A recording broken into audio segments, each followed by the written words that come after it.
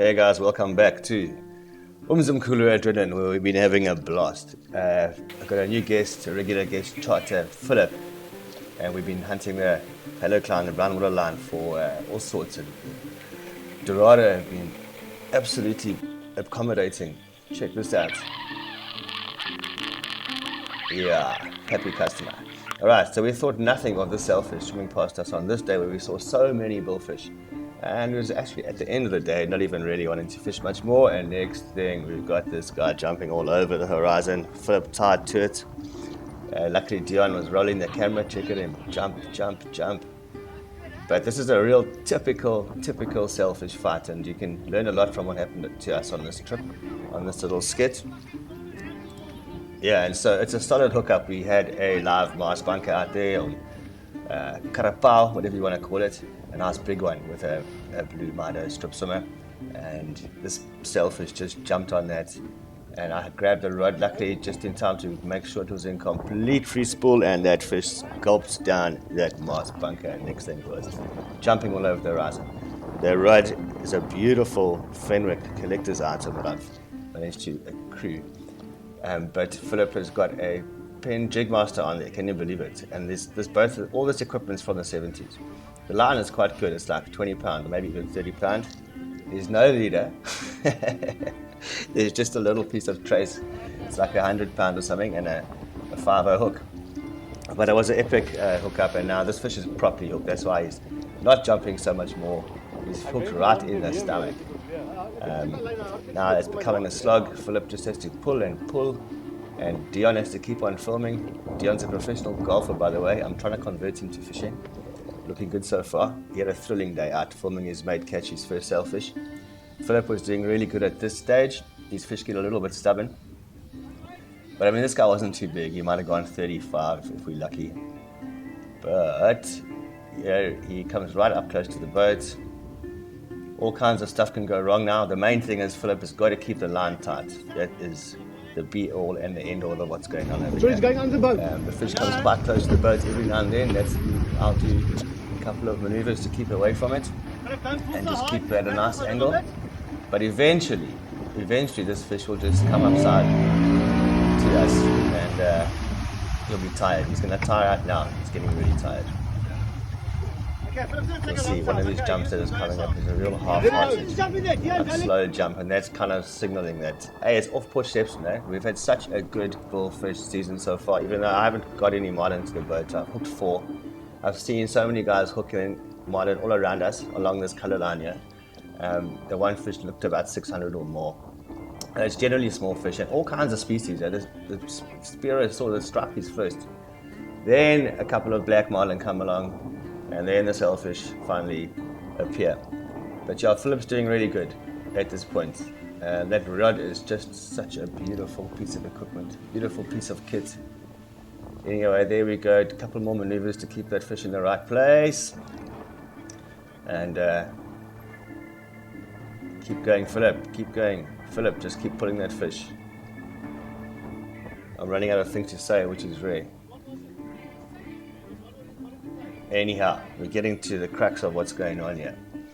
This fish is going to jump it one more time. It's going to have a little bit of a display. It's going to give up, really. It's going to say, I've had enough.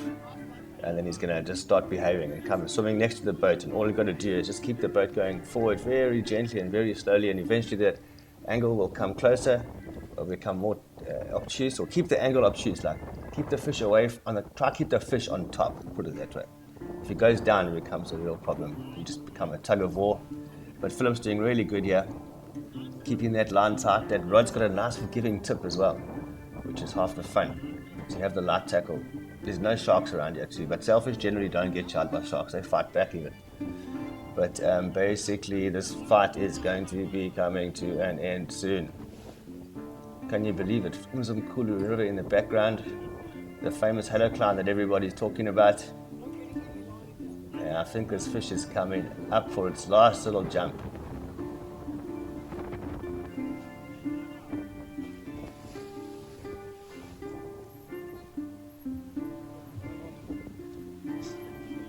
The boat's been cleared, the deck's been cleared, everyone is in top form. There he's jumping some more. cool, eh? I forgot that he jumped again, yeah. I'm leaving this film, the video running mainly for you guys to see how long it takes as well. It's not a very long fight. These things can be over in like 5 minutes or 10 minutes. I think this one took about 15 minutes altogether. And Philip enjoyed every second of it. In fact, we all did. We were all just shouting and laughing and having a ball.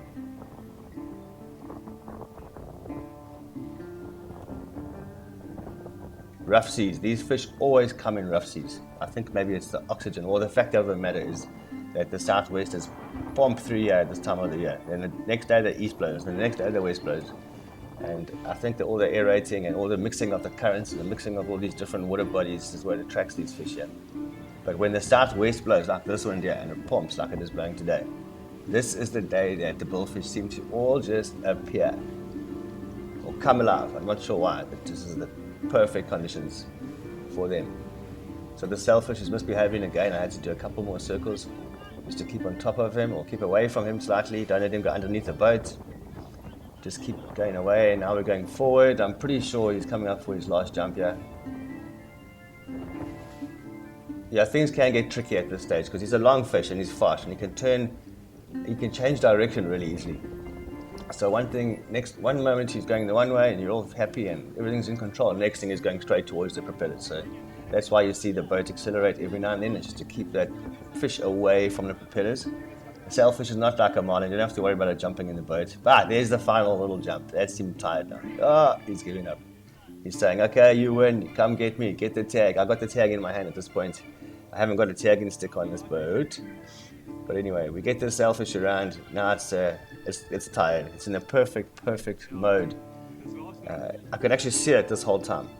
It was right there, like 3 meters away, and eventually it pops its head out of the water. Just about coming up. Much excitement at this point. Everyone's on edge. But like I said, it's just a sailfish. They don't fight that hard. They're actually quite gentle.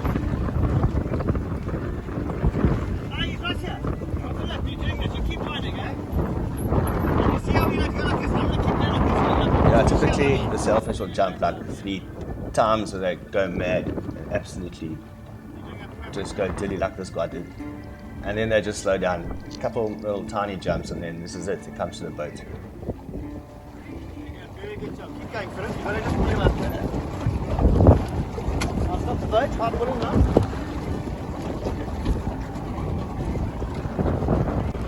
I'm not going to do any long. No, it's fine. It's fine. We're just going to get him to perform because he's going to come alongside us. We can't just pull him, you know? Oh, here he is. Here he is. Nice, eh? Very nicely hooked. Everything's in control, and he's thrown his stomach. Check that. He's thrown his stomach out, and I just pull that, and it comes off, and the fish goes away. We don't have to touch him. We didn't have to damage him in any way. We've got the whole fight on video. We don't need the photograph. And he's stalling his stomach back in right now. It's like a mechanism, and he went home, and we went home. Thank you, Philip and Dion. What a day.